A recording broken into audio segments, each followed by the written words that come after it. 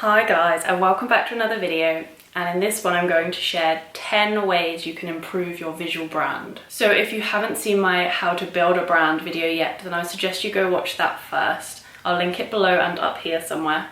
But if you've already sort of started your visual branding and think you kind of know what you're doing, then this video is for you, because it's going to be just ways you can tweak it to help bring it all together and just improve it in every way.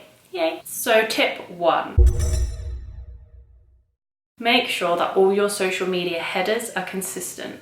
I would use the same header, but adapt it obviously for each shape and size. And any text obviously may need to be moved around depending on the platform it's on. So make sure no text is cut off and the social media header is in the same theme, so using the same images or the same one image, not one size fits all. Each platform has a different resolution slightly, or different even proportions, so you have to make sure that it fits those. Step 2,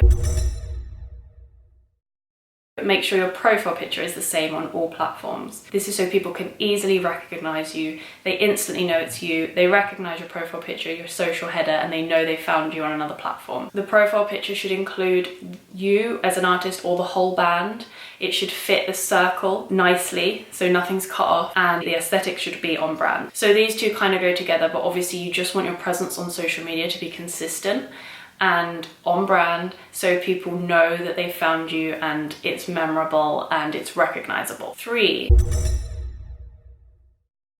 your website. This should be clean and minimal and easy to navigate. The main thing that labels, potential labels, or maybe fans or booking agents want to see from you is they want to be able to find your information. The information that they need, they want to be able to find easily and quickly. Do not pay for a fancy website. Either get someone to do you a drag and drop or do it yourself if you have those skills. I'll put examples in here of a obviously over the top bad website, but you know what I mean.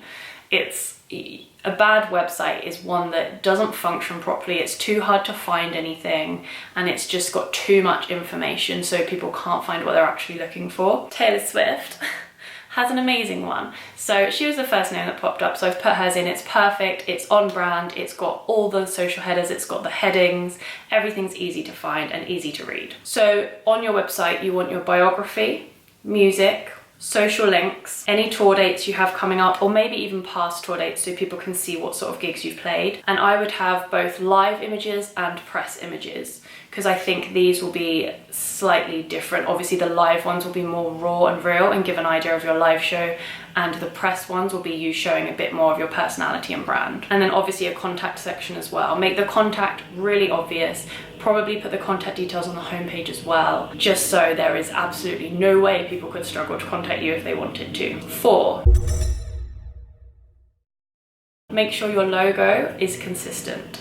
So for a logo, I would have one that is your complete band name, so a particular font. I would stick to a font. I wouldn't go and do anything crazy with a logo. I would just have a font that is recognizable as yours, as creative as you like. And then I would also have a small icon, like this will be more of just a symbol logo, or it could be like the first letter of your band name, that kind of thing. But everything that your band is on, every press thing, every leaflet, every promo poster, every website should use your band name logo, not just write your band name in any font. It should be your logo. And then obviously if in the corners of images or whatever, if you wanted to watermark them, you can then have the little symbol logo as well. I think it's really good to have those two. You can do different variants of each of them. You can do one as a solid color, you can have one with multiple colors. There can be variants of them, and there should be variants of them, but the main thing is that the font and logo stays consistent throughout everything. 5, make sure your colors and styles and aesthetics reflect your music. This is so important. You need, as soon as people go on your Instagram grid or go on your website, they need to know what to expect from your music. And obviously there can be some surprises, but generally, you've got to sell that whole, it's not just your music, it's a culture, an environment that people experience at your gigs, and that is then brought to life through visuals, through videos, and on Instagram, and all your social channels. If you need help with this sort of stuff, I do obviously have more videos. They're all organised into playlists that will hopefully help you. But if you do want me to personally look at your branding and give you tips and tweaks and stuff, then I am taking on clients from the end of February. So I'm booked up at the moment, but I will be taking more. If you need help, contact me and I'll try and do it. 6.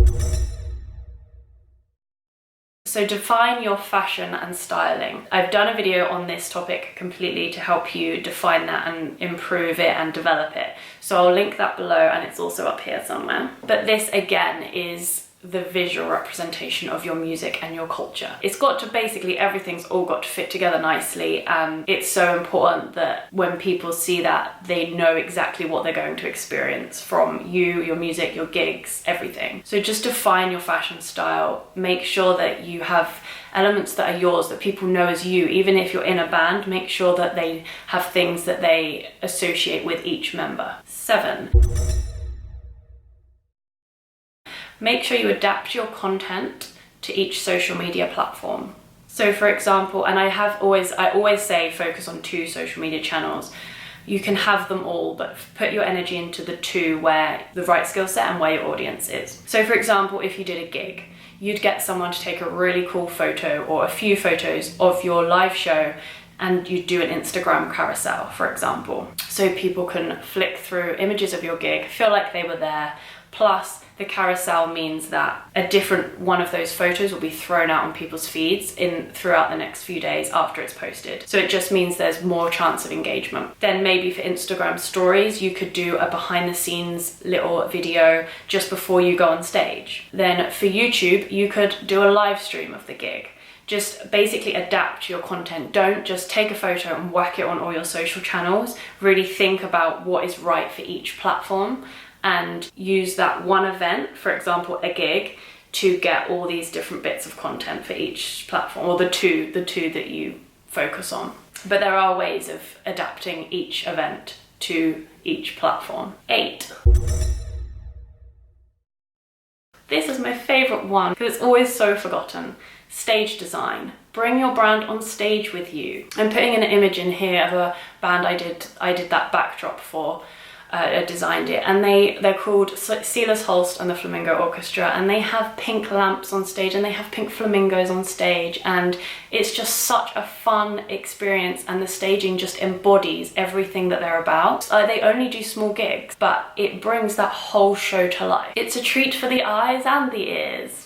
So just think about how you can bring your brand on stage with you, and I would, if you can incorporate somewhere a visual representation of your band name or your social channels, then it means that people, while they're waiting for you to come on stage, they'll connect with you on social media. They'll know instantly who you are, what your band's called, and they'll remember it because they've seen it as well as heard you say it. 9. Get professional artwork done. Do not use Fiverr. For the love of God, don't use Fiverr. You'll get a mediocre piece of artwork that doesn't work with your brand and that is just churned out. Do not churn anything out. Even if you have to DIY it, you can still DIY it to be professional. I know that sounds weird, but you don't have to pay a designer to do an extravagant, really long-winded, expensive design. But you have to get creative with it. So you have to think of the sort of Venn diagram of what goes with our brand and what we can afford.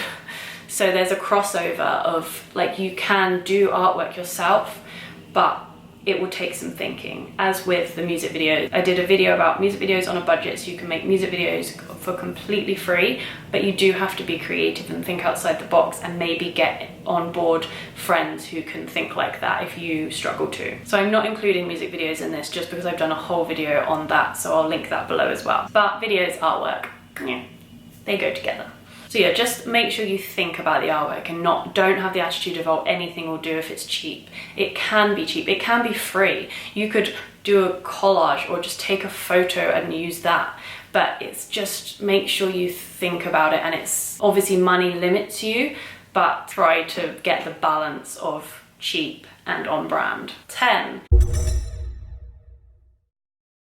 Get creative with your merch. Don't just churn out low quality t-shirts and the standard items. Have a real think about your audience. What products would they just love?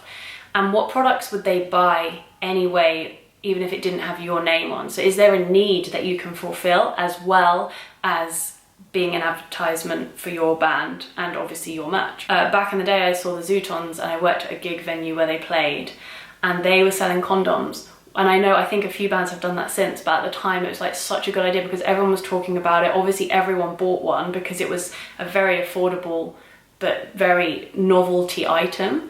So just get a bit creative with that. Try and think broader on terms of what products would your actual audience love and need, and obviously it can be branded with your band name, which is a bonus. So yeah, they are my tips to help you with your visual branding. I hope it helped, and I hope that you can improve all your visuals and creative. See you next time. Thanks for watching.